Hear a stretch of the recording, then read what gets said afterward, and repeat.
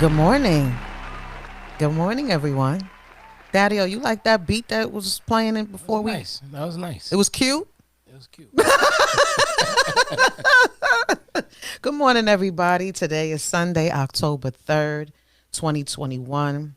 This is our first interview in over a year. Wow. Last interview, I didn't even remember, but the last interview that we had, you said it was March last year, somewhere around there.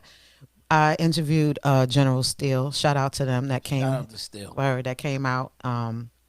But what a way to set this off today. So today, we not only have a hip hop legend in the Orange Basement, we have an MC. That's true. We have a producer. Yep. Record executive or former. Yeah. Creative director. Yes. Label owner. Yes. Scholar. I don't know about that one. No, I know about that. that one I ain't. No, I'll speak for you. Okay. Okay. Scholar. You're even a voiceover artist. That I am. Of course you are. I mean, with such a distinct sound, with impeccable clarity. Ladies and gentlemen, without further ado, Daddy-O. Thank you. That was nice. You like that? Mm-hmm. It's sincere. Every bit of it. Thank you. Ladies and gentlemen, this is truly a treat for me, my husband, JF. You're mad because you wish you were here because I know you love Daddy-O. Anyways. He tweeted, he put something on Instagram yesterday. The day before. He was like, the bad news is that I'm not going to be there. But the good news is that Daddy-O's going to be there. That was two good newses. That's not right. That's not right. But shout out to y'all must go back way Oh, back listen. I did that kind of joke to Delight, boy. It would be over. I'm out the group. No, he's family. We go at each other all the time. But anyway, I feel today like it's a distinct honor because I'm a lucky girl. You already know, we talked a little bit before the show. I am a fan Thank you. of yours, but my husband, okay? But my husband, Master Ace, he is a obedient student of yours. He is, it's a whole nother level of fandom. Like, this is a big deal for him that you are here. It's the Brooklyn thing. We different. No, but I'm saying that I'm saying we different. Yeah, but you're one of his heroes. Yeah, but it's the Brooklyn. It's because you know why? Because even with him, because now I trace forward and backward, right? You know, everybody talks about legacy. Well, not everybody, but people talk about legacy often. Mm-hmm. And then sometimes they do it in a very general sense of legacy, like, from the beginning to the end. But then there are times that there are tribal and territorial legacies. Mm-hmm. That's what Brooklyn holds, a certain tribal and territorial legacy. Yes. Because there was no way for us to not be in the thick of everything. Mm-hmm. Manhattan had kind of some of that. But then they had their whole Cotton Club right. That's going to stick with Cameron until he dies. That's why he wears pink. But anyway, and everybody had their own thing. Queens had their own thing. A lot of what Queens and Long Island had was kind of based on the way they lived, We Brooklyn, had Albee Square Mall. We were in the thick of it all the time. Earrings getting snatched, We were in the thick of it all the time. So in the middle of all of that comes this music, right? So speaking about Ace, there's one guy that couldn't rap that heard it. Right. But here's another guy that can rap that heard it. So it would, and I'm not talking about on the fan level, but on a legacy, tribal legacy level, it would mean that much to him. Right. You know what I mean? Because it's from where, it's like me being proud of him.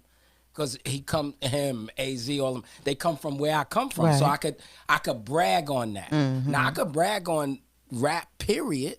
But if I get tribal, then I'm gonna brag on Brooklyn. I feel you. You know what I mean? So I think that Has a lot to do with it. Yeah. it has because I don't know.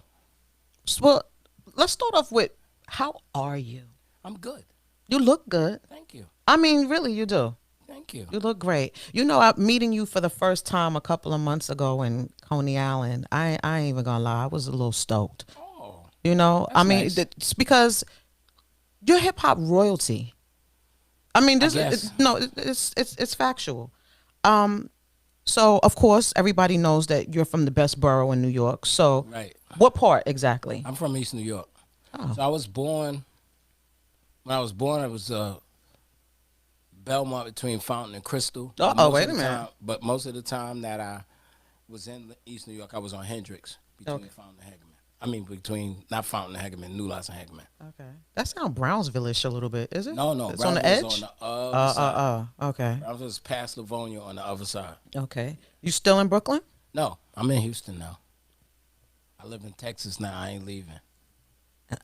Big plans in the Lone Star State. People carrying guns. I can relate.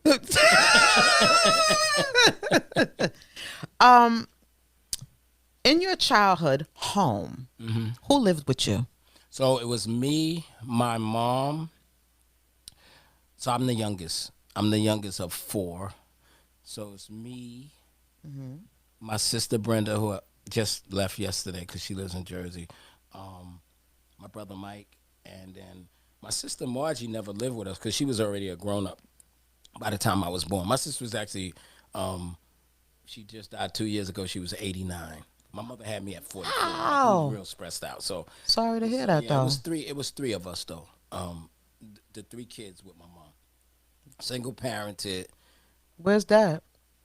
I didn't meet my father until the day before my 18th birthday, and this is true. I'm not making this shit up.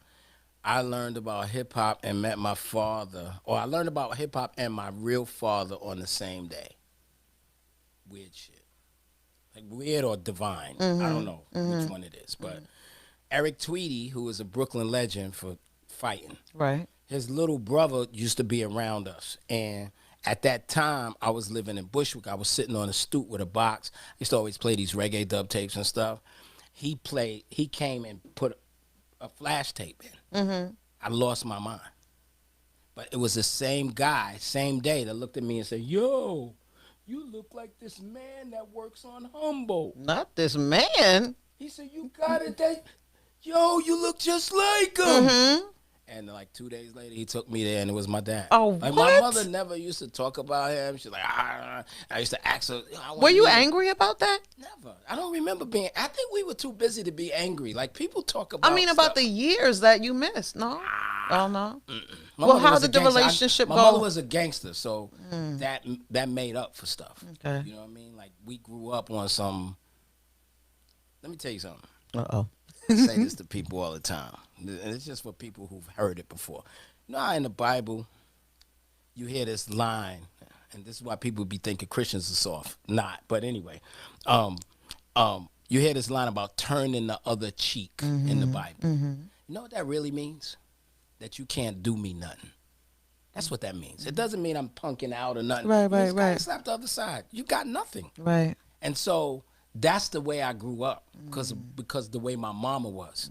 So I didn't feel like I missed nothing because, you know, she provided for us. She made sure that we were good. But it, you know, between her and just East New York, I had a full plate. Right. I really ain't had a time. You know, Did you and I have had friends that had their dad, but it was different and not better to me. You know what I'm saying? It really was different and not better. I didn't look at them like, "Oh man, he got his dad in the house. I don't have my dad." As you got older, did you become closer or no? No, Okay. What happened? Wow, this is the first time I'm saying this public, but I don't mind. Um, we connected for a while, and then his wife didn't want me around. I had little brothers and everything, and she was just like, but I understand it. Like as a grown man, older now, I understand because that's a total disruption in the family, and you don't know me.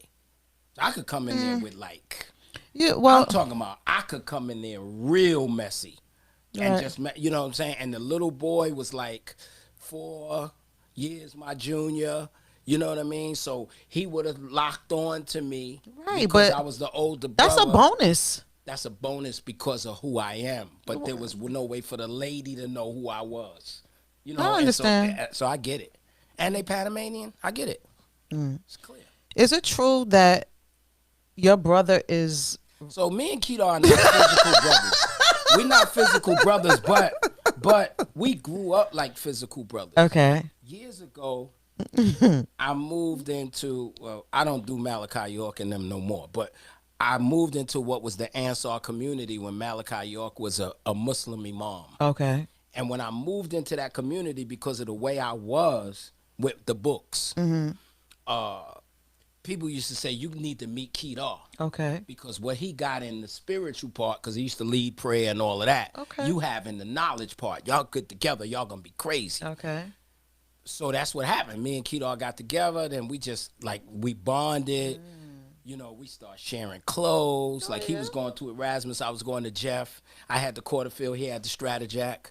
You know what I mean? We used to switch them up. You know what I mean? Like you know, and we just stayed together. Oh, We stayed okay. together. What ended up happening? He decided to go to school, Okay.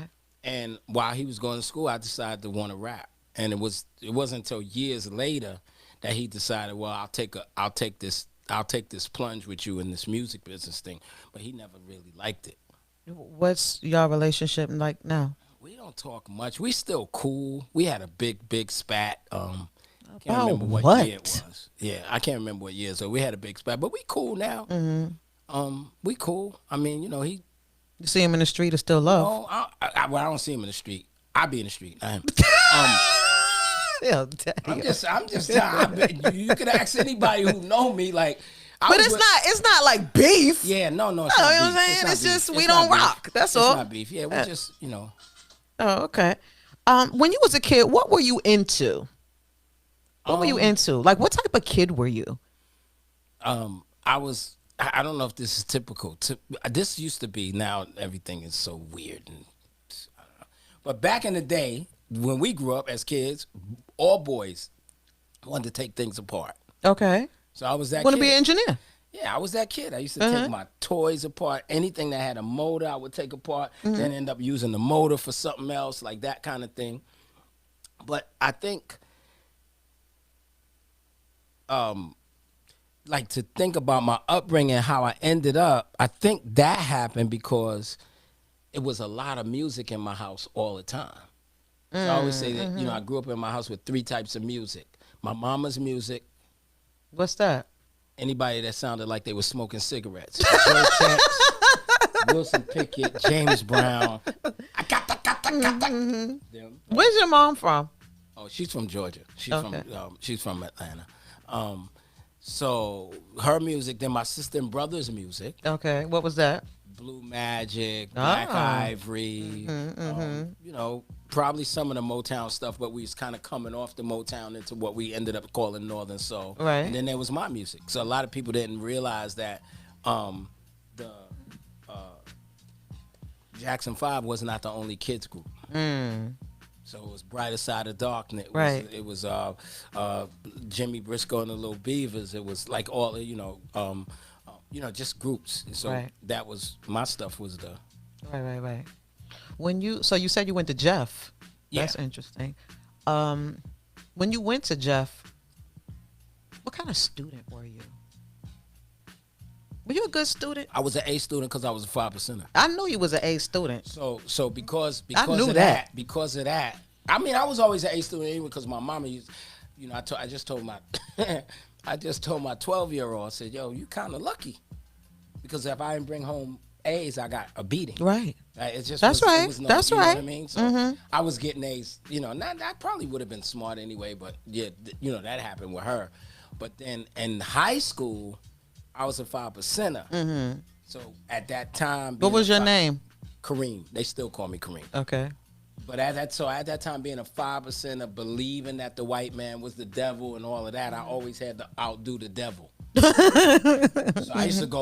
whatever he prescribed as a course, I would read the whole thing. Right. And I would just go through. So I killed him in high school. I have a theory that usually when I hear people rhyme and they're like really good and really dope, I just know that they had to be a good student.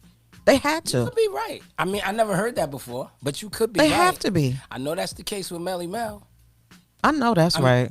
And I know that's the case with Mo D. Mm-hmm. I don't know about Kaz though. I should have asked him that. I don't know about Kaz. Any college?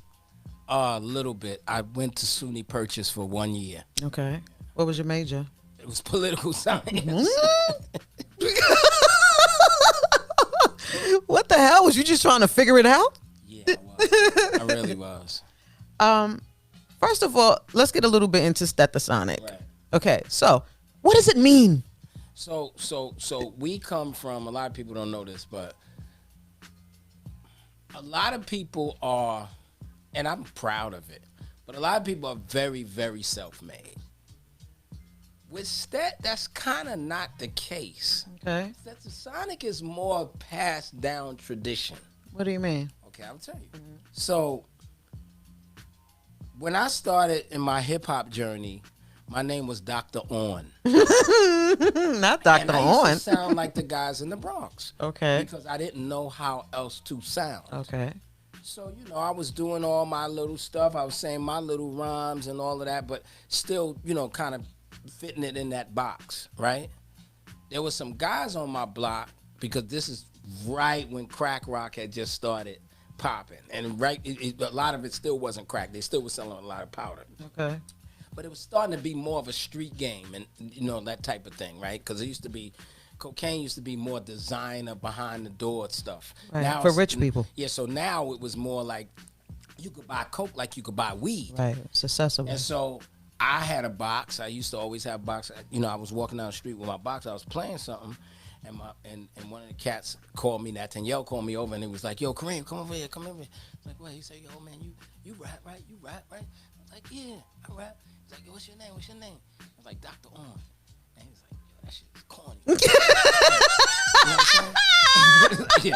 He said, your name gonna Tell me how you really feel. Your name gonna be Daddy-O, and you gonna run it down just like this. What? So all the growl, Just like that? Listen, all the growl and everything you hear in my voice is from them. Okay. So one of the things that happened with the Stetson brothers, that was their name, that really amazed me was Flashing was my favorite group. Okay. So he used to say, yo, Stetson brothers beat Flashing. And I was like, nobody ever beat Flashing. He was like, I wish I had the tape. I gotta find the tape. I wish I had the tape. I gotta find the tape. And one day they found the damn tape. I done lost the tape in storage. I'm mad. Aww. But they found They the stole tape. it. They found the tape. And I heard Jeff Green and Pudgy Pudge sounding very much to what you hear Daddy-O sound right Okay. now. Tearing Melly Mel a new asshole. Because first rule is of the Stetson brothers is we don't rhyme to nothing fast. Okay. When I met IU, I almost cursed him out. I said, man, all them slow beats you using, not supposed to be doing that, man. Nobody supposed to be doing that, man. That's how me and IU got cool. Mm-hmm. You know what I'm saying? Because I was like, yo, somebody else understands that? Mm-hmm. So we used to do things like this. Most people don't know, most Barry White records, the B-side of the 45s are instrumental. Okay. So we found I'ma Love You a Little Bit More, instrumental. We used to put that little yellow disc in it. Right. Go to a DJ at a block party, Uh-huh. tell them to put it on 33, Oh. back up from the turntable. Okay. Don't touch it. So it's boom, boom, boom, boom, boom. And they was doing something similar to that. Okay. Ripping That Melly sound Mel's ill. to the beat, because we always rhyme hard. Right. And so that was that whole thing. So they was making money hustling. Mm-hmm. I was like, yo, come with me, because now, once I get my mind on something, I find it out. Right. So now I'm finding out, like, where to get in the contest, how to get up to the fever, all of this. I'm getting ready to get into this hip hop thing, Right. this rap thing, or whatever we was calling it. And I said, yo, come with me, because I felt it. I said, yo, I'm gonna make something of this. Okay. Come with me. And they was making too much money. And I was like, they was like, nah, you take it, man. Y'all be the Stetson Brothers from here. And we was the Stetson Brothers for maybe all of 2 weeks until Delight was just like, yo, we can't do Stetson Brothers. I was like, why? He said, because what if somebody think it's Jeff Green? What if somebody think it's them? So, you know what I'm saying? Whatever. I said, so what? You know, me arguing all the time. I said, what? And he's like, let's do Stetsasonic. I said, what the hell is that? Right. He said, Stetsa means style and Sonic means sound. Ew. Okay. That'll work. And we did it. Okay. So tell me how everybody, the group, came about. So, of course, for all that's getting this lesson today, I'm talking about you, of course. I'm talking about Prince Paul, MC Delight, Wise, Bobby Simmons, Fruquan, and DBC. Yep. Tell me how this conglomerate came. So Delight and I was friends. Okay. We were really friends because we was both living in the Ansar community. That's where I met him. Okay. You know what I'm saying? So we were friends when I decided after Eric Tweedy, little brother, showed me the tape and stuff. I decided I want to make a group. Back in the day, everybody wanted to do a group. Nobody wanted to be, solo. Solo. Okay. So we had another friend. His name was Asim, who used to live in the community with us. Okay. That if you ever listen to any of the old school tapes and you hear the name Iron Mike, because they, always shouting people out, Iron Mike, it was him. He used to be a dancer. Okay. Down with Kool Herc and them. Okay. So he knew more about this hip hop thing than us. So the first three Stetsasonic MCs was me, Delight, and him. Right. It's just the three of y'all in the beginning. And then we were doing it, but it didn't really work out. Years later, he became our road manager for years. Oh, okay. But, it didn't really work out. We found a third MC, worked out with him for a little while, tried to do it, because all of that was just like all the prelims. Then, Then, this is the Destiny's Child. yeah, it's just pulling it together, adding DJs, taking DJs out. Doing what happened with the third MC, he got a girlfriend. She didn't want him to come to practice. It's one thing about us, we're stickler for practice. Okay. Even today. I could tell. Even today, right? I could tell. So then he didn't want to come to practice, so we kicked him out the group. Okay. Then we got another kid who's still rhyming, this kid Dell, I love him. Okay. Dell was in the group. Then we was introduced to these two DJs, Howie and Steve. And then Howie and Steve was our DJ for a while, but nobody could keep up the pace. This is a revolving door here. Yeah, nobody practiced. Right. You can't practice. You don't want to put that work in. You out. Word. You not in the group no more. Shit. So then, we met because where we used to hang out and where our DJ was right there near Alabama Park, which is on Dumont and I think it's Dumont in Alabama. Dumont, the Alabama Park is on Alabama between probably Dumont and Blake. Yep. Okay. I'm right. Yeah, because the next one over is Livonia. So, we used to go in there because all the centers, I don't know about the rest of the boroughs, but even with BRC, all the centers in Brooklyn at that time, all you got to do is just go sign your name and you could be in the center, right? Okay. So we used to rehearse in the center. Okay. And we met this guy named Kevin Porter. His name is Shock-a-Lock. He used to actually dance with the Lockers on Channel 5 with Fred Berry and them. And you got a crazy memory, by the way. Well, this is just the Stetsasonic stuff. Okay. I remember the Stet stuff I remember it like it was yesterday. Okay, go ahead. Right? So we met Shock-a-Lock, and when we met Shock-a-Lock, he was like, y'all want to be in the, entertainment business? I'll show you how. Okay. And so when we met Shock-a-Lock, that goes a little further back because that guy Crown Supreme, the guy who we got the girl and got kicked out, he was still in the group. The first show I got a picture somewhere. The first show Stetsasonic ever did was in the at Carnegie Hall.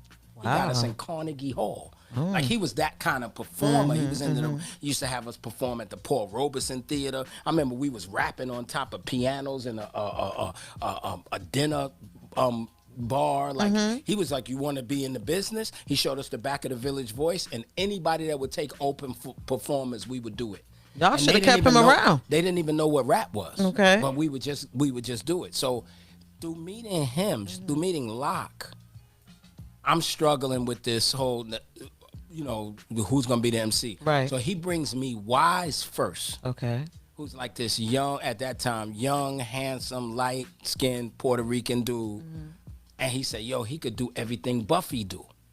And I didn't believe it. And Wise started doing all this stuff with his mouth. So he was the beatbox and the eye candy. Your human mix machine, Okay. right? So me and Delight now started putting together routine, just me, him, and Wise. Okay. Running around town, doing contests, killing people. Right. So funny because I was with Special Ed not too long ago. He said, man, I remember the first live show I ever seen was y'all at the Boys Club in Flatbush. I said, is that when Wise came from underneath the sheet? He said, yeah. Because we used to do this routine where we put the cassette in, me and Delight is rapping. Okay. But before we start, Wise is down, underneath a sheet the whole time, but not moving. So nobody knew what that thing was in the back. And then we start doing something. He started doing the beatbox, and it starts coming up And like they a go ghost. crazy. It was crazy. I know right? So we did that. Then he brought Fuquan. He said, I don't know if you're looking for somebody, but I know you always wanted the third MC. This guy's really good. Okay. So when Fuquan came over and spit his rhymes and he left the crib, I told Delight, yo, we got to put him in the group or he's going to come back and destroy it. Right. So that was Fuquan. Then because we were living in Keep the competition close. Yeah. Then we were living in the Ansar community. This brother Dawood, we know, he said, y'all want to do rap? My brother make music for the rappers. Okay. And that's how we met DBC. He was living in Middletown, New York. He was already working with the Boogie Boys. He had a studio and everything. We had never seen a studio, Okay. especially a person own equipment. We Right. had never seen that except for DJ stuff. No drum machines, none of that, mics, and all. We never saw that. So DBC became part. Because I was the guy who said, everybody's going to be in the group. I'm not going to do no work for hire and then end up later on the person just say, I'm leaving y'all. Right. You know what I mean? I'm not doing that. So then that's how DB got in the group. And then the way we grabbed Paul was in Brooklyn, they always have, like, this is the time of the summer that there's block parties everywhere. This particular day, there was block parties everywhere, but it was Brevoort Day. And we went near the Brevoort projects. But then right over there on, I think it was Chauncey, but I'm not sure. But right over there off the cuff, there was another party going on. Little dude, real skinny, small dude.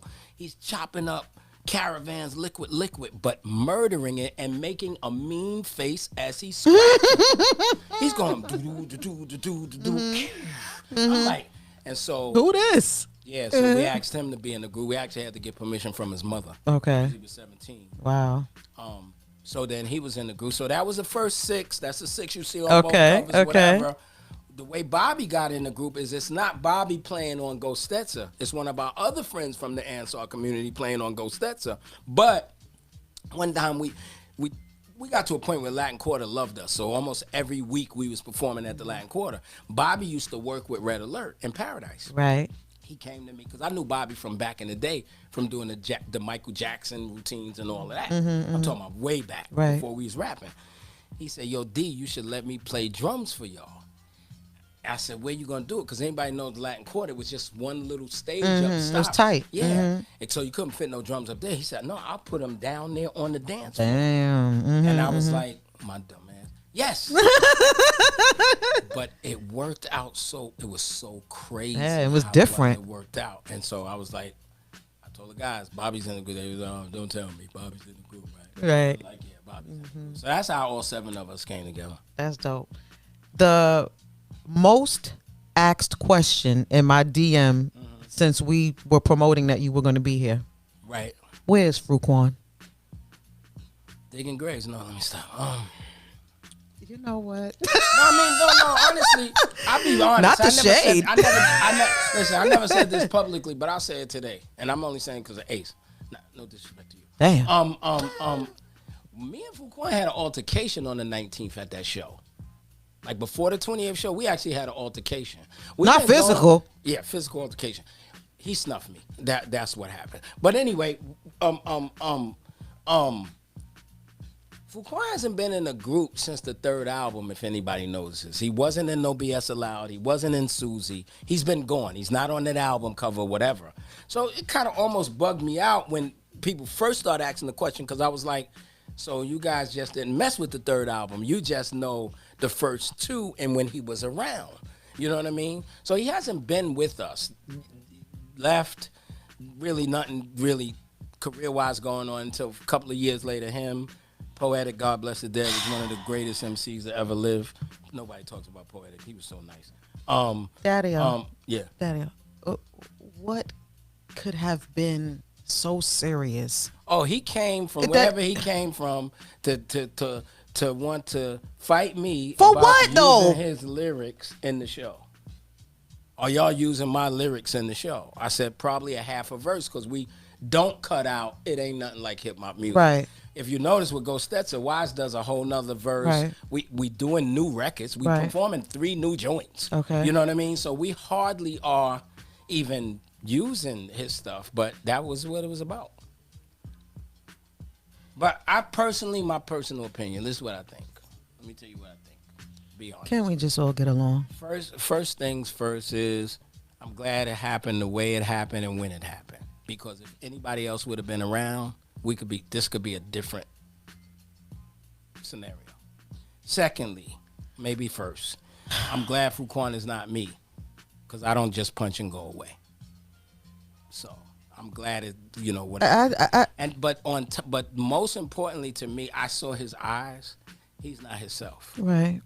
And I talked to his brother. After it happened, I called his brother. And his brother said he's not himself. And I never said that to his brother. Right. So I think Fuquan needs more love, light, and prayers Okay. than anything else. Okay. Like, you know what I'm saying? I feel like he's going. I don't know what it is because I haven't been around him for so long. If it was Delight, I could tell you. If it was Wise, I could tell you. If it was Bobby, I Paul, understand. I could tell you. I haven't been around him enough to know what is going. But he's going through something. I understand. I just pray that things will get. Yeah, so I mean, you don't got to work together, but I'm just saying, it's just mutual respect. Yeah, That's all. I mean, but You guys created history together. Yeah, And but all of that was kind of argued about and talked about after the second album, Right? Because he had already left, Right. You know what I'm saying? So we've been performing without Fuquan for years.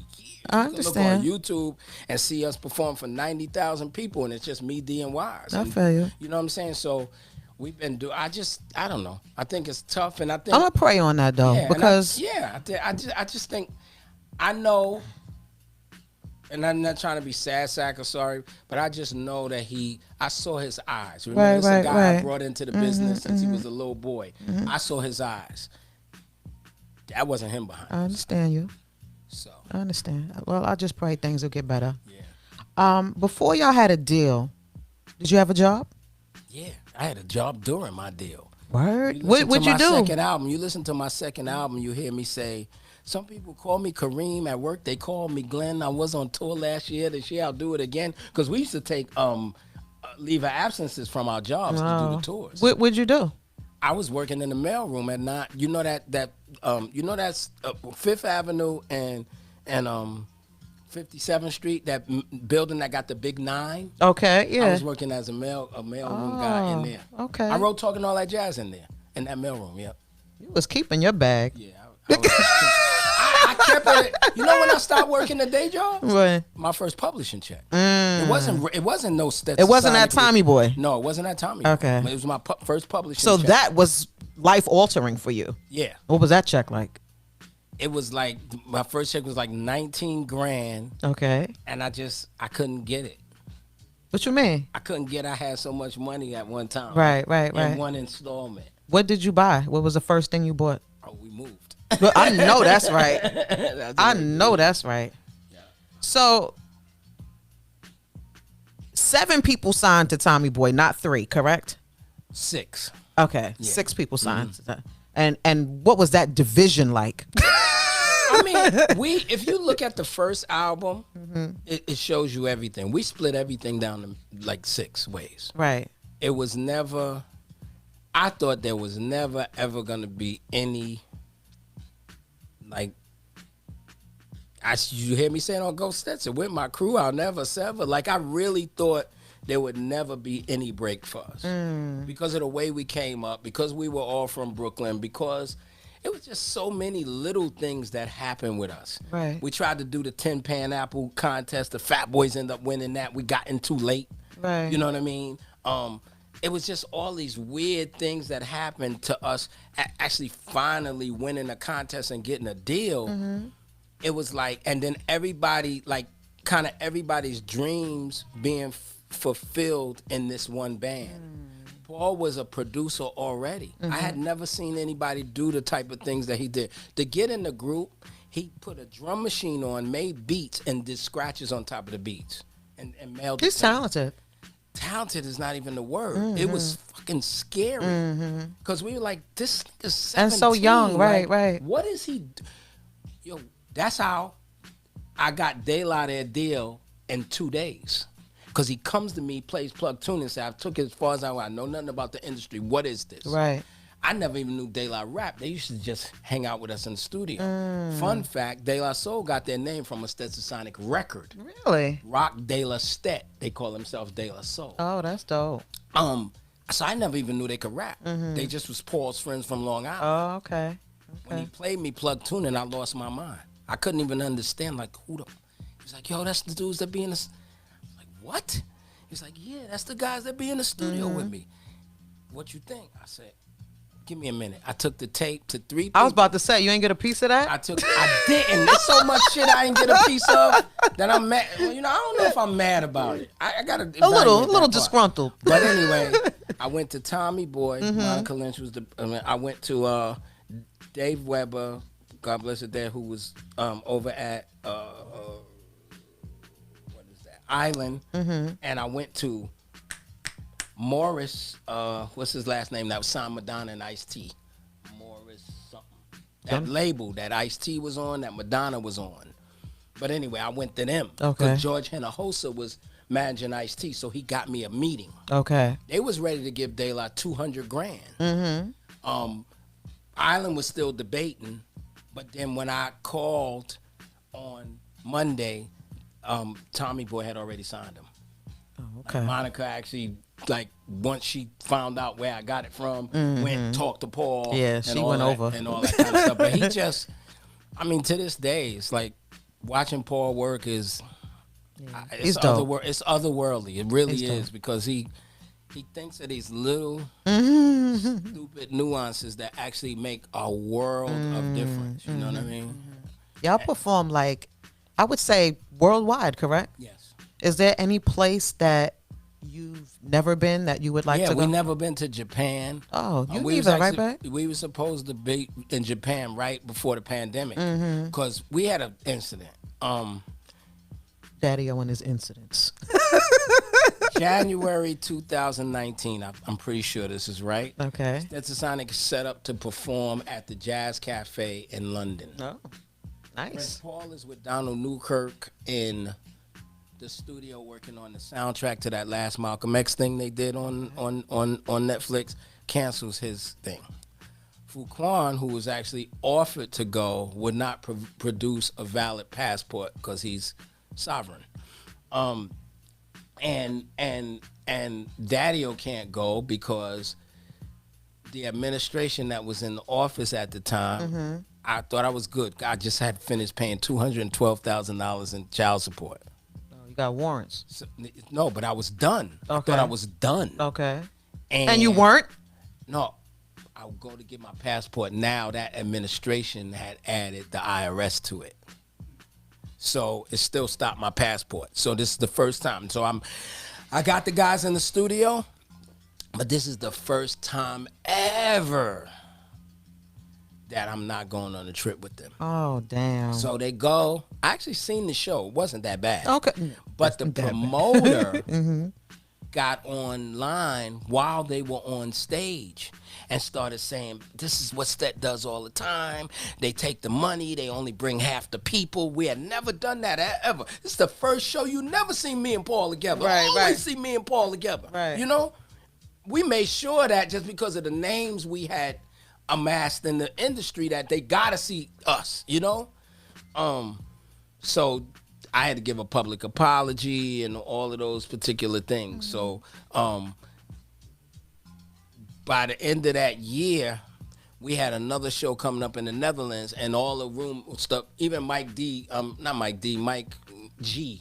the Jungle Brothers had chimed in like, yo, if Stet don't come with it, man, I don't know. So we went, rehearsed for a long time. Y'all known to rehearse now. And we killed that show in the Netherlands. It was us. Just Ice came with us. Mantronics was with us. T. La Rock was with us.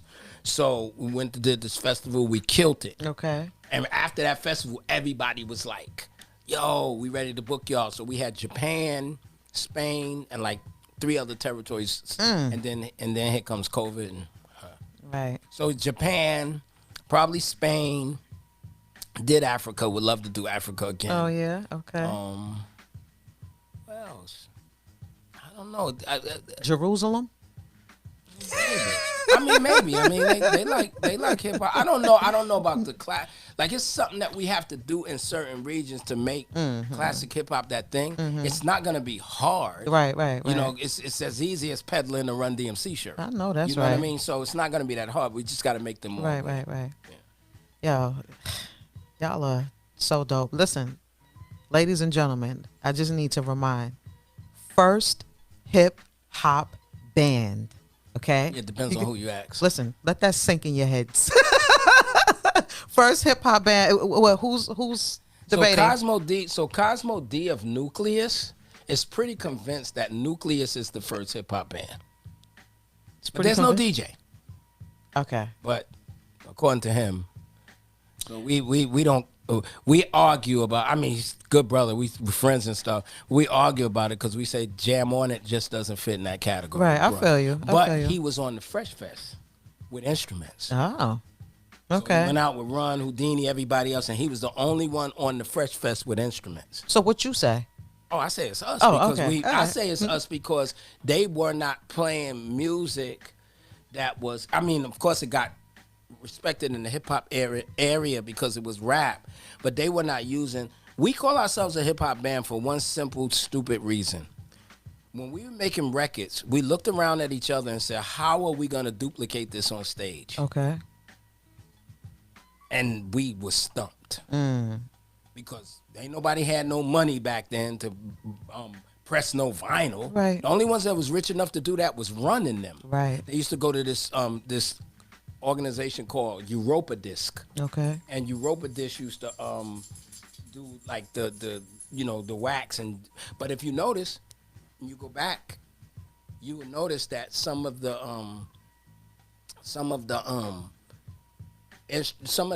12 inches that you would see from back in those days, the B-side would actually be a TV track. Okay. And that's the reason we used to do that, to have something to perform to.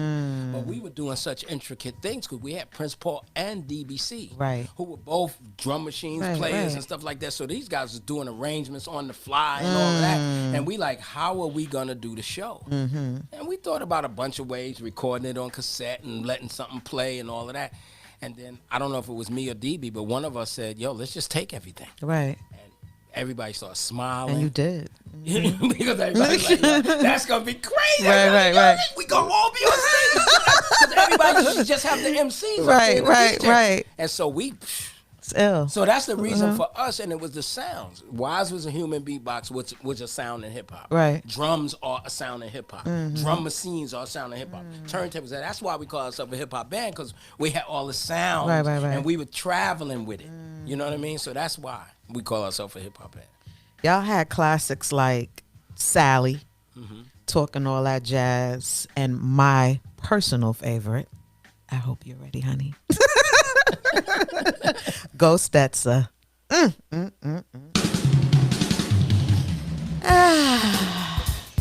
Drums are dumb. Best mistake in my life. Yo, did you do this? It's the best mistake of my life. Oh my, yo, this is so ridiculous. Is there any possible way this could be louder? Yeah. Nah, it's loud in my. Oh, it is? Oh man, you don't even know. Like when you hear stuff like this, it takes you to a place. That's because I'm telling you, there's a big thing with that Brooklyn thing. Right. Because Brooklyn people understand. Like, listen, you don't believe me? You talk to the guys that was locked up at that time. Brooklynites dealt with Ghost Stetson and Rikers Island totally different than anybody else. Right. You know, it was like, I don't know how it did it, but we really made a Brooklyn record. I'm not telling you we were aiming for it. Right. But we made a Brooklyn song. We actually made a Brooklyn record. And I think that that's the whole thing with Ghost Stetsa. Is like, Yeah, like because I we, get this. You know what I yeah, but mean? you just Like, gotta think, like, yeah, I know. before that, even though Houdini was from Brooklyn, they wasn't really toting it like Right, that. right, You right, see what I'm right, saying? right, And right, everybody had all these bragging rights over right, us. right, right. Bronx is the home of hip hop. I don't care what anybody say. No, you right. Up in the Bronx with the people up front. You know what I Mm-hmm, mean? Like, mm-hmm, so mm-hmm. it was only us and Cutmaster DC. And Mm. his was really not. So it was more. People used to play more instrumental Brooklyn in the house Right, than they did the vocal. But it was mm-hmm. only us and him. Right. And I he mean, was a solo MC. So, and he, no, I feel you. Come as DC's a DJ. Right, So right. let's just keep it there. I feel like just overall, y'all are not giving enough credit. It's possible, I but feel that. it's possible, but it ain't over till it's over. That's right. You know what I mean? That's So right. that's how I look. I look at it like that. Like, I think it's definitely possible, but I see so many of us overlooked. Well, Like, I get tight, tighter than tight, then tighter than tight, than tight. When the fat boys are not inducted in anything. you ain't never lie. Come on. You ain't Anything. never lie. Rock and Roll Hall of Fame. That's I right. like you, Run. You're cool. That's right. You're cool, LL. That's right. The fat boys did everything that anybody wants to do now. All right. Preach, Bishop. You know what I'm saying? you see what I'm trying to say? No, So I'm like, you right. what just happened here? You right. So I think a lot of us, and I mean, I would say it if he wasn't here, but it's the same thing with Ace. Because when people tell me about Rhyme, and I say, well, what about Ace? And then they got to go,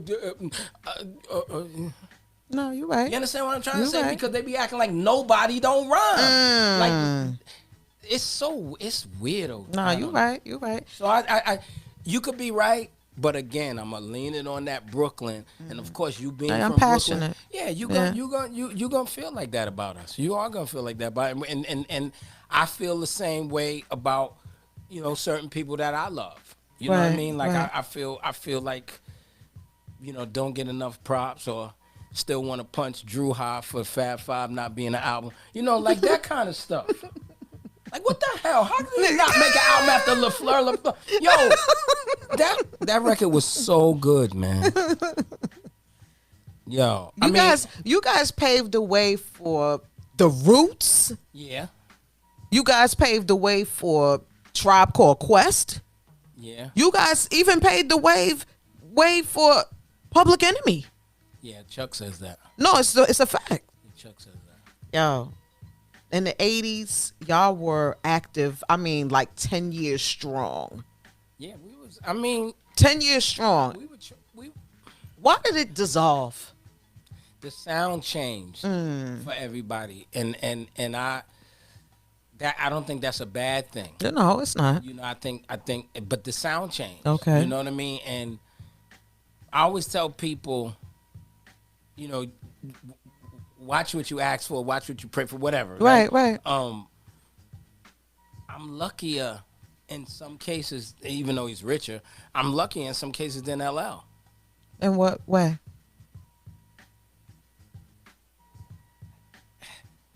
People did not see me try to be a 90s rapper. Okay. I did something in between 91 and 93. I did the last Stet album and the album I did, You Could Be a Daddy But Never Daddy-O. Mm-hmm. But then you didn't never see me try to become a 90s rapper, which I'm not. I am not Jada. I'm not Ja Rule. I'm not DMX. Mm-hmm. I'm not Biggie. I'm not Pac. And that would have been a disaster. Right, I feel you. It would have been a disaster. I mean, even the album I tried to make before I made You Could Be a Daddy But Never Daddy-O, which was I was trying to be Father MC meets Heavy D. And thinking, let me try to Right. do some R&B kind of, and it sounded horrible. I erased all the tapes. You know what I mean? Like it was just bad. You So stayed in your lane. I think the sound changed. I think the sound changed, and then you got And it was time, maybe. and you had gems. Like the Right. first time I lived around the corner from Big. So the first time I ever heard Big's I was demo, about to. He didn't even let me get to I'm big. like, what the hell is this? Is it true, since we're on the topic, that you discovered big? I didn't discover Big, but I will say this, and this is not. I'm gonna just say it's a moment. I don't know how great it is. Okay. Kedar had the shot first. Right. Nobody says that. Kedar had the Just- shot, or it was you had the ju- shot? No, it was Kedar. Okay. I wasn't Okay. home that day. Okay, And so okay. They sent them upstairs, but just had the tape. Okay. This is before the Matty Ice or whatever that guy's name is. Matty C. C or whatever. Okay. This is just had the tape. Okay. And Un had our ear. Mm-hmm. You know what I'm saying? Un had our ear because Un's such a visionary that when he was throwing all these ideas at us, we were like, that's how Junior Mafia comes from Un. Just Right, coming to right, my right, house one right. day just saying, I'm gonna do this, man. You know, Big got this girl Kim and everybody, so we're gonna put it together like a story, and you know what I'm saying. So no, I didn't discover Big, but I was around him a lot. Right, right. You know what I mean? And Would when you say that you had the opportunity to? I did? Okay. I did. I mean, the ill part about Biggie is I got more from Big than Big got from me, unless there's somebody else that could tell me a story. Right, right, right. But this dude used to always, I say it all the time. I said in one of my videos, he always used to say, it's in the plan, Daddy-O. Because he always fixed Big. Me and was on the phone 3 days ago talking about how if Big would have lived, I'm not going to mention no names, but it's a couple of cats that came in the A&R game around that time. They made a little money too. Them niggas wouldn't have been existing. Right. He's the one that picked Flavor in Your Ear for Craig Mack on some real no effort. Right. Puff's running around like a chicken without his head. Yo, take this beat Mo B gave me. I don't like it. It'll work on Craig because he got that drag flow. Right, right. Like he just, Big was genius. it was stupid. Like it was real dumb. Like I take him in the studio. You know, Kim sound like a boy. I'm loving it. She's so hard. And Yeah, then some edge. And then they record Players Anthem. Okay. And I say, Big, what happened?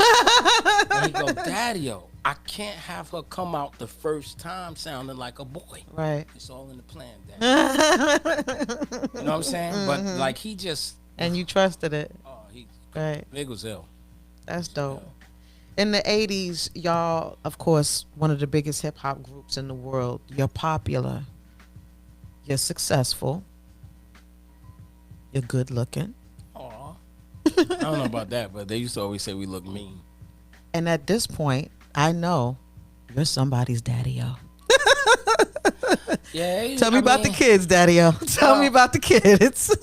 I know you got some. So I was, you know, I remember Sim said it to us before. He said, man, D, do you realize that most of the time that a lot of these guys got in the business, they might have been kids. Right. But we were grown men. So by the time I went on my first tour, I was already in my first marriage. On the first tour? Yeah, by the time I was touring, I was in my first marriage. How old I were was you? 25. I'm older than Melly Mel. Marriage? Yeah. I got married when I was 20 years old. Why? I was a Muslim. Okay. It's what I believed in. Okay. Okay. I wasn't one of those Muslims that Were you go- faithful? No. I wasn't. But that was my first time. So I had children and then I continued to have children. How many children you got? I have 7. Say what now? But they pockets. So. Good. Not pockets. Yeah, they pockets. How many baby mamas? 3. That's not too bad. No, it's not bad. Not too bad. 7-piece dinner, no sides. Yeah, it's crazy. Okay. Married now? Yes. 21. I think we're going on 22 now. Wow. We knew each other a little longer than that, but we, yeah. How old's your oldest? My oldest child is 37. Oh. Yeah. Youngest? 12. I'm sorry? 12. Daddy, you're busy.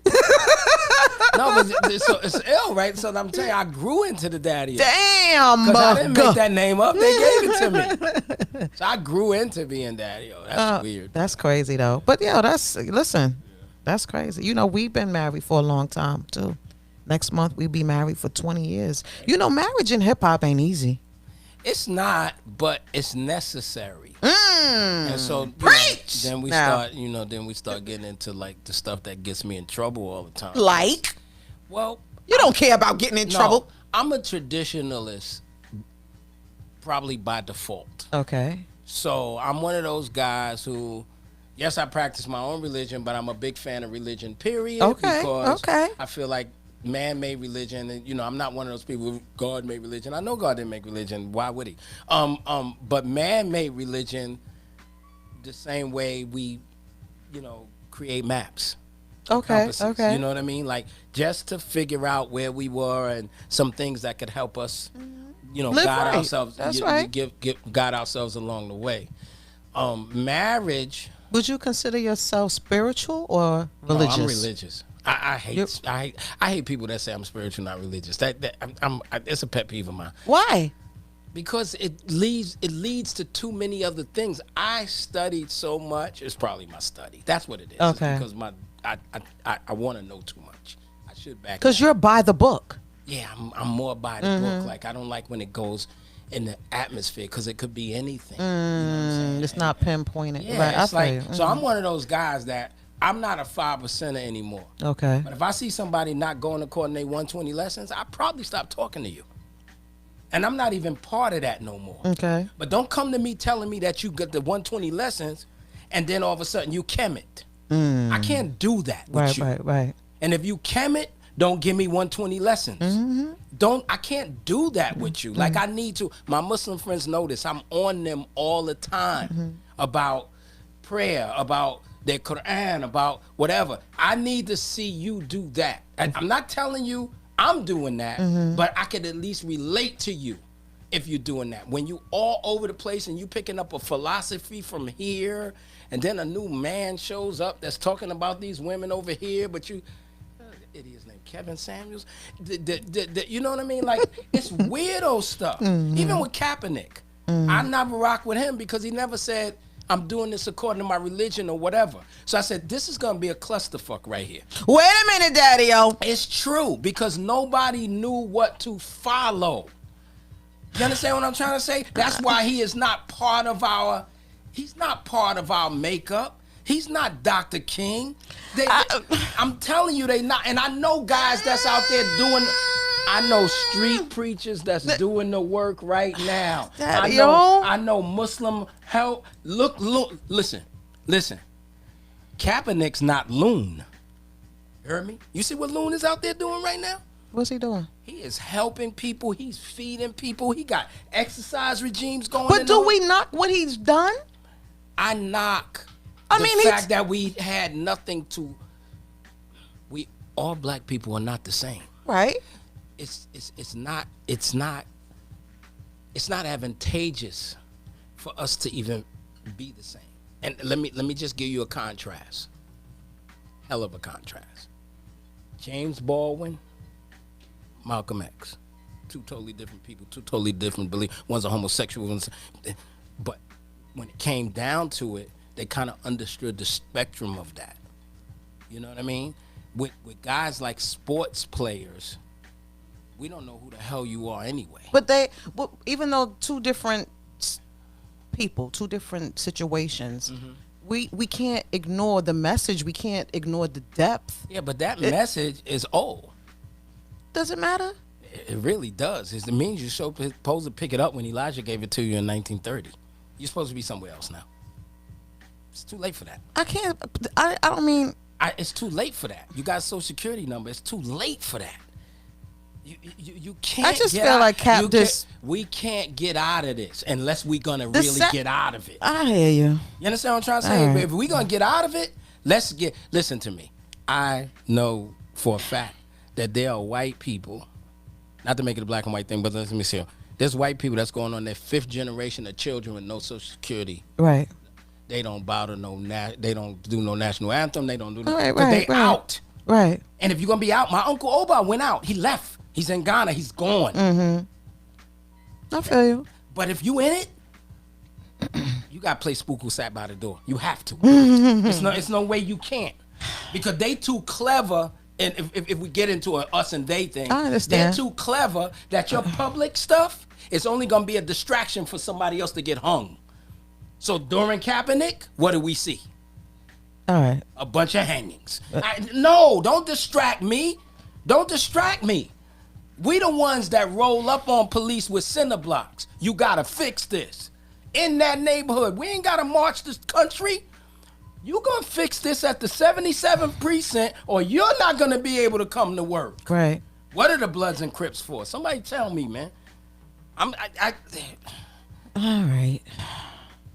Let's go. If we going, I'm ready to go all the way. I won't wear these clothes no more. But shoot, Killer Mike proved it on this little Netflix show that you can't find black farms.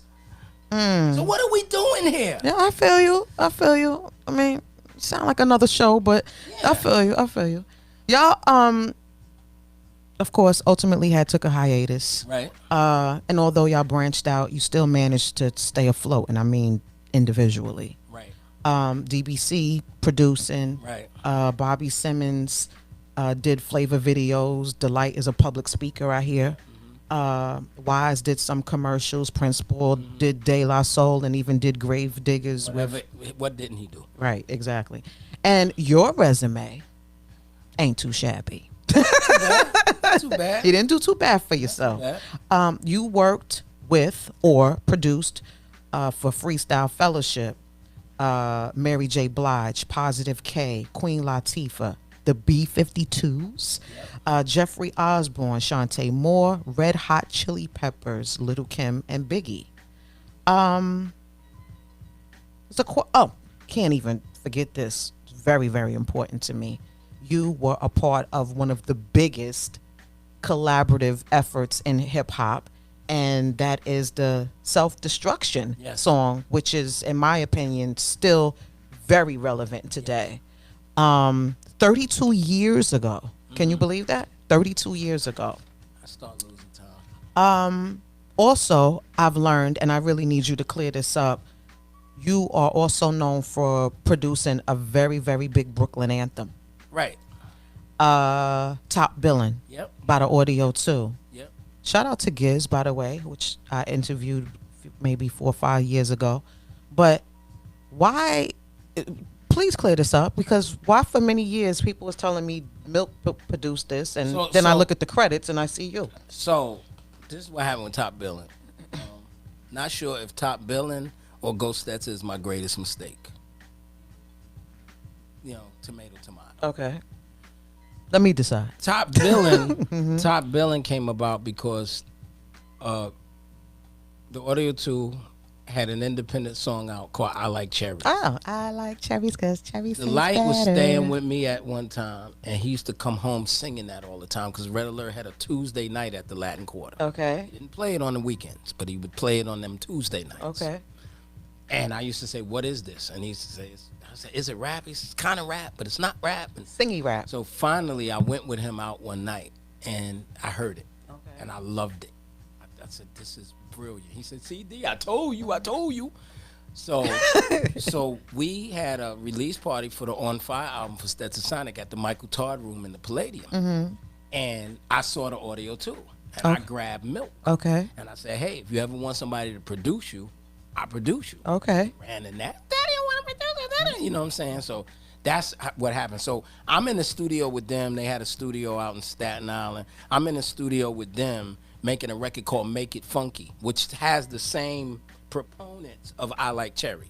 Okay. Milk, Giz doing a little talk, and then Milk, and then the hook, and just a little more advanced because their stuff was a little minimal, and I'm working on Make It Funky. Me, Nat Robinson, and Giz go upstairs for something. I don't know what it is, but we go upstairs for something, and then when we go upstairs, Milk runs upstairs like there's a fire downstairs. Okay.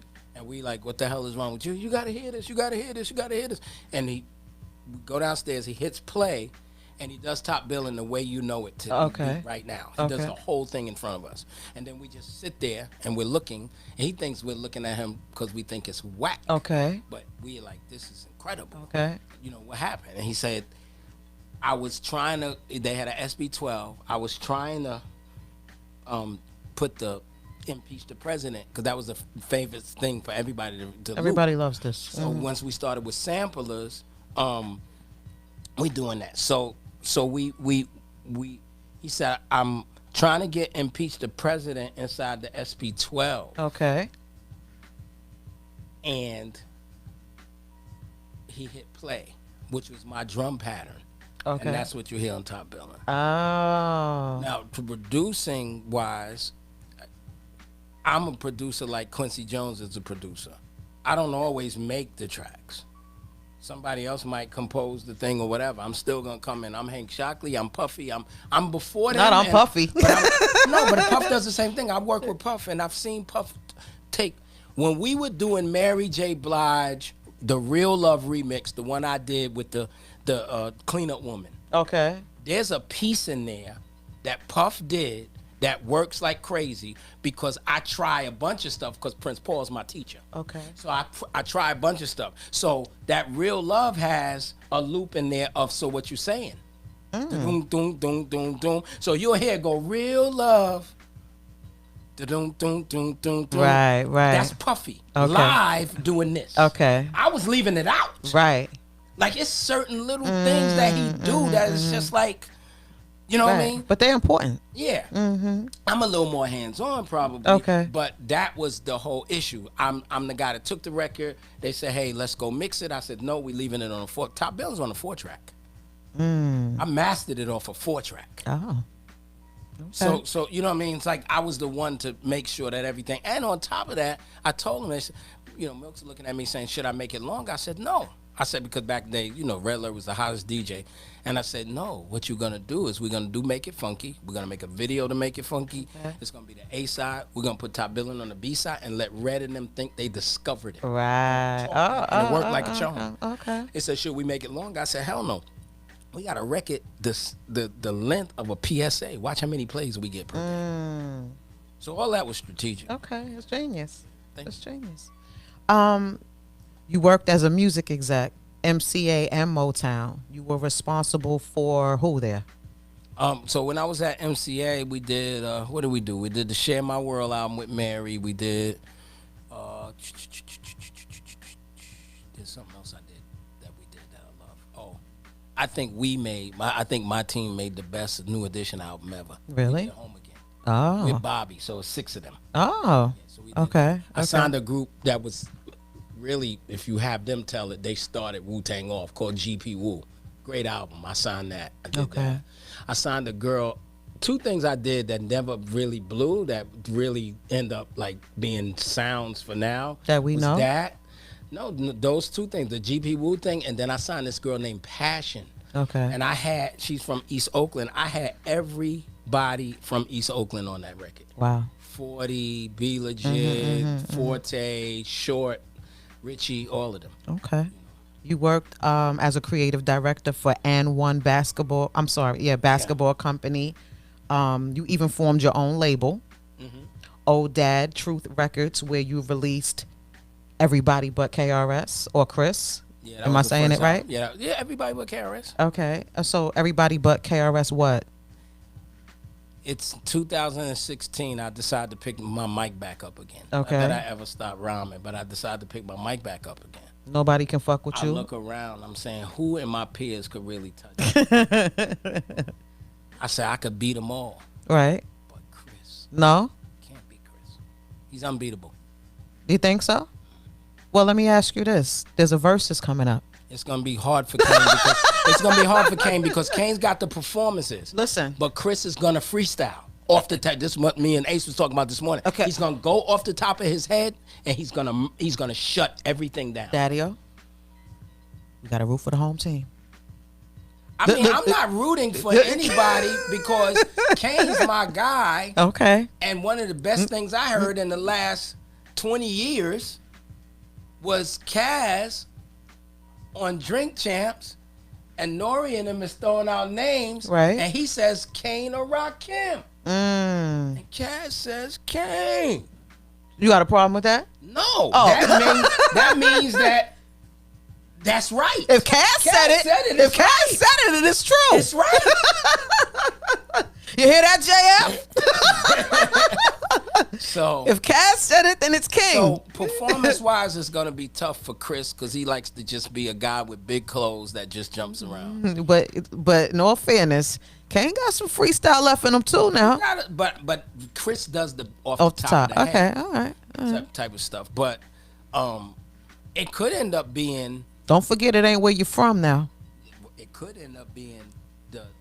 the same thing that happened with Jada and them.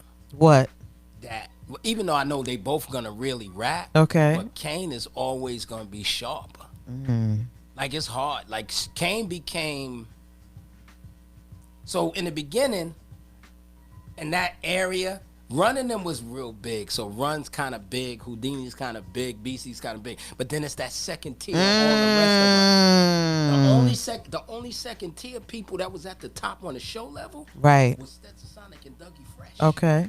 Kane came in Right. and made himself a part. I know that's right. He just started doing it, and it was like holy shit. And then every night he would figure out some other dope shit to do. Right. So you That's ain't the hard part for Chris. right. Is that Right. He's a showman. Yeah. Yes. You might change clothes 4 times and you can't do nothing. That's right. You can't do nothing. That's right. So That's right. hopefully they do it. I mean, the only thing I'm asking is please give them what you gave everybody else. Don't put them in some little junky room now. Right. No, they do it at Barclay. I hope so. I hope so because everybody else gets their props. You You know what I right. mean, and get their sound. We ain't right. gonna have it no other way. Yeah. All right. You went on, you did 7 solo albums. Right. You also did voiceover work. A lot of people don't know. You did Dark and Lovely. Yeah. You did Alka-Seltzer. Yep. You even did a Polio cheese. That's me. That's me. You know, that's You the parrot? That was an interesting time. It was an interesting time because I was like, yo, I'm the only street dude that could get away with this. Like, nobody ain't. Okay. Because when it happened, I was like, yo, they gonna kill me. Nah, was you was like- getting your bag. Oh, of course I was. Shit. But I was like, they gonna kill me. They gonna go after me like crazy. And then when they didn't give me no flack, Nah, they I was would like, never. Yo, how do I not get flack for being a polio bird? like that's we was crazy. respecting it. That's crazy. So everybody came back together, and y'all recently put out Now Y'all Giving It Up, which I like. Thank you. I like a lot, actually. Thank you. Y'all make sure that y'all check out that, support the legend. Look, I don't gotta tell y'all already know. Yeah. Do what you need to do. Your personal health, eating right. Working out? So a couple of probably last year there was this is what happened. I wasn't actually gonna say nothing. All I right. sent Bobby. I went into the hospital. I'll tell you the whole story. But I went into the hospital. Okay. Bobby, I sent him a picture. But I'm sending him a picture on some I'm in here, but I'm okay. Okay. He posts the picture. And it's Bobby. He on the radio every day. Bobby, why you do that? So now everybody's going crazy. They calling me or whatever. But this is what happened. My family does have, for whatever, because it could be everybody was just eating wrong. But my family does have a history of diabetes. The whole time that I was going back and forth to the doctor, I was telling the doctor I don't want no meds. I can control it with diet and exercise. Every time I go, he said, hey, you on a pre-level, but you are controlling it. You're doing Okay. it. But I got a tech company. I traveled for work, and it was these 2 trips that I had did. I just didn't eat right. Okay. I was feeling bad and everything. I went home. They checked me. When they checked my blood sugar, it was 560. What's supposed to be? Normal blood sugar is 81. Oh my goodness. So Scaring me. they said, Mr. Bolton, you can't leave. You Right. are this close to a diabetic coma. We got to put you in the hospital. Okay. So they put me in the hospital for 3 days, and it just scared the shit out of me. But I know how to eat, right? You I lived know- different after?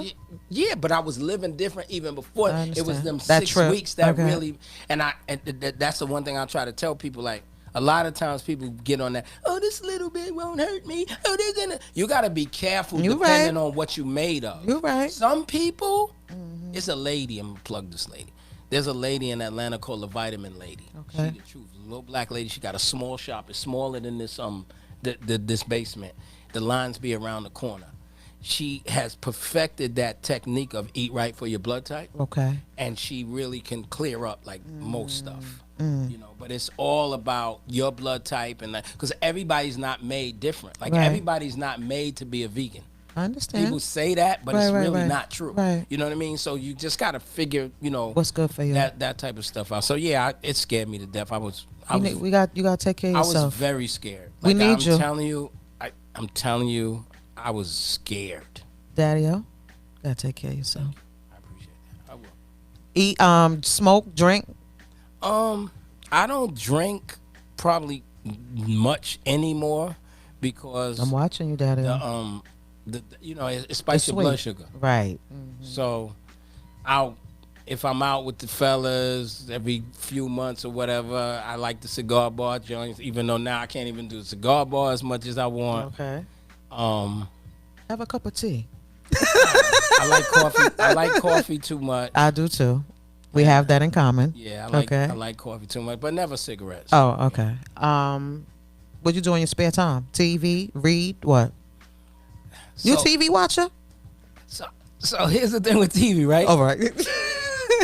I've watched more television in the last 3 years than I ever watched in my entire life. There's shows like Saved by the Bell and all that my wife and them know. I know none of those shows. Okay. I don't know. Oh, so you catching up? Yo, I don't watch them now. Oh. I'm just saying, like, I was not into TV because hip hop took over for Right, real. right. Okay, You know what I'm understandably. saying? So now I'm a little older. I set back. I do have some spare time. Okay. I still read a lot. Okay. Still got a big library. Still big fan of the physical book. Okay. Although I still read on my tablet too, but still a fan of the physical book. Okay. But I do watch old man cop shows. So I mean, Not old man. So all three FBI's are in my queue. Okay. FBI Most Wanted, and now FBI International. Matlock. No, that's old stuff. But I still but I got all the Columbos on on my laptop. Okay. Okay. I haven't seen Bosch yet. It's good. I will. So and then I do a lot of them British ones too. Oh. Them British the British series. Okay. Like nothing's as good as Luther, but there's some good stuff out there. So This is random. Your top 5 top 5 what? TV? MCs. Oh, MCs. So I can't not. It's just hard for me to not. Don't put say- yourself on the list. No, I'm never on the list. Okay. I'm not Ace. I'm Daddy-o. I know, but you can rhyme though. No, but he do that lyrical stuff. I'm learning how to do it though. On my last album, I said Conrad Murray a case because I killed Mike. Uh-oh. I never could write like that. So I'm learning. Mel's got to always be up top. Okay, for me. we got Mel. Go. So it's gonna be the first 3 is always gonna be Mel, Kaz, and Mo. Okay. And then my last 2, let me switch it up today. Let me think. Please do. Come on, yo. It's hard though. All right. I got to throw Mystical in there. This guy with Mystical. He loves Mystical. And then Mystical as your top 5 MCs? this nigga nice. Man. Okay, go ahead. Who else? This should not be hard for you. Chris. I knew it. Yeah, I would take Chris over Kane and Rakim. Me, I would. Okay, fair enough. I mean, he deserves to be there. Yeah, it's some things he be saying like, Yeah, he's deep. yeah, he deep. Yeah, he is. All right, I so don't never want to be that deep, by the way. that's another level of deep. That's why we make records like Sally. and Listen, Susan. I mean, in my opinion, KRS-One is a prophet. For real. He is. Before we roll out, Mm-hmm.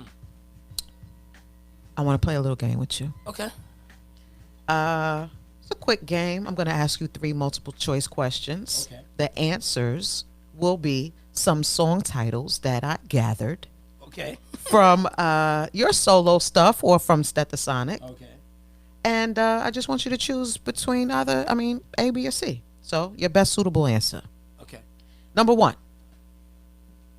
Hip hop today compared to hip hop, our hip hop, 80s, 90s. Okay? Would you say it's A, they're on fire, B, self-destruction, Or C, they're talking all that jazz. B. Self-destruction. Yeah, it's messed up because how does Juice World go on a plane? He got all these little niggas around him. Cops come in and he take pills and he dead. What were they there for? Yeah. So Yeah, I feel you. I feel you. And I've heard some other stories that I won't. But Right. Number 2, all that you and Stet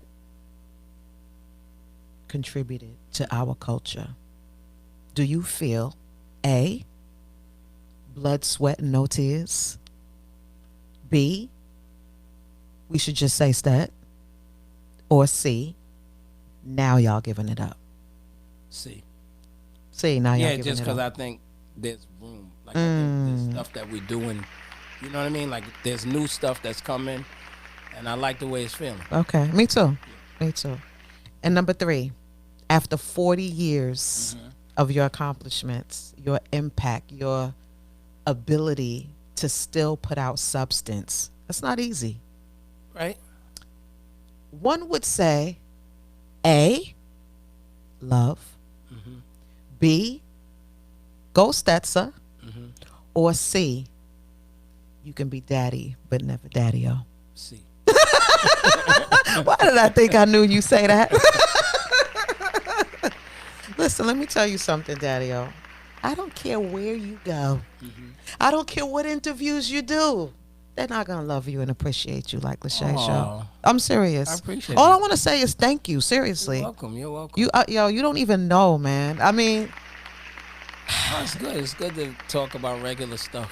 yo, Because a lot of times, you're important. That's all I want to tell they you. talk about a lot of surface stuff, and I mean, I gotta answer it, so I don't say no to Of anybody. course. You know what I I'm mean, saying? instead But- it's so important. Of course it is. But a lot of times we don't get to know about the person. Yeah, it's true. That's what and that's what I was saying to you earlier about your format is that, we should take advantage of these things because we can do them. I remember a time, I tell this to people all the time, especially young artists. I say, listen, when I was making records back in the day when Tommy Boy was on First Avenue, my only interaction with a fan was a bag up there called fan mail. And I'll be brutally honest. Monica Lynch went out and made us all rubber stamps of our signatures. We literally used to take the mail out the bag, stamp it, and send it back. Somebody could have been saying, my house is on fire, my baby dying. Right. And we would have never read it. Now you fast forward to 2021, 22. Right. You could DM your fans. You That's can do right. all of that. You That's can do all right. of that. More and accessible. We could shoot. We could go live. We could do it. We should take advantage That's of those right. things. We should. I'm not talking about nobody else. Let Cardi and them do what they do, whatever. We should take advantage of it. That's why I say, I think my personal opinion is that the Grandmaster Caz Drink Champs was the best one done because you don't get the rich, and we got history. You know what I'm saying? So you don't get the richness. Every once in a while, you might hear somebody else besides Daddy-O and Chuck talk. Right. And that's wrong because there's so much other rich history That's right. out there for hip hop. But we need people like you to be able to do it in a regular way, Right. other than like that kind of, the Yeah, way yeah, the they- routine. Yeah. Yeah. Because they calling them podcasts, but now they should be called boxcasts. You know what I'm saying? Because That's right. they just That's putting right. it in a box. You and, right. this is the way we do it, and da da da. It's Right. It's so that Sick of that. So it's a pleasure for me because, mostly because my audience. I can't believe I'm saying this. What I'm gonna say. Tend to be a little more intelligent because they older. Right. That's right. So they have time to appreciate. ingest this That's kind of right. thing, you That's know what right. I mean? So, And for all of that, I thank you. oh, you're welcome. Before we go, you mind giving us a little So I gotta rhyme. I gotta read. Come on, I ain't need to know that. I'm reading. I'm just gonna read. I can't. I'll tell you this, and then I'll rhyme. Okay. Let me see. I'll do about this many. So anyway, I've been You ready? saying to myself, Give him a beat. oh yeah, you got a beat. Let's That'd be go. good. Let's go. Yeah, I Let's could come. do a We come beat. prepared, Daddy-O. Okay. That'd be good. Make it a little easier. Uh-oh. Let me take my glasses All off. right, for this. shit. Take What? my glasses off. What? Hey, listen. I'm drinking Trader Joe's wine even then when I'm around rich folk. East New York growing up called Gunsmoke. LOL, but ain't no laughing out loud. Guns legal and offensive and playing loud. It's your attitude. Didn't your mama tell you it's your attitude and you could get slapped for being rude? Mind your manners. Act like you round your nana. Round here, these clips is bananas. Eating steak and eggs even when I'm round veggie vegans. I live in Texas now, I ain't leaving. Big plans in the Lone Star State. People carrying guns, I can relate. I took a line from Creflo, thought it was hard. My mind is renewed by the word of God. And while I'm at it, no weapon formed against me will prosper. Doof, doof, dumping on imposters. Okay. I messed the top up a little bit, but you know. It's all right. Yeah. It's all good. Thank you so much. No problem. You are welcome back anytime. Hey, just let me know. Make sure y'all go and cop that and support the legends. Stetsasonic.com, everything is up there. My Bandcamp got all my music. All right. If you could stomach it, because I go hard sometimes. That's okay. Got social media plug. Professor Daddy-O everywhere. Like if you want to find me, just if you're in YouTube, put Professor Daddy-O. If you're in Google, just anywhere. Any upcoming shows? We practicing, so Okay. I can't. You see see what the professionals do? It's just that They when rehearse. when we did that show, like the show that Ace was with us on the 28th. There was two songs we did, and then in the middle of those songs, I came up with something that was so crazy. I'm like, oh, so we gotta practice. Okay, we looking forward to it. We gotta practice. Looking forward to it. So next week we be back, me and JF. Thanks everybody. Leschea Show. Leschea Show. Show.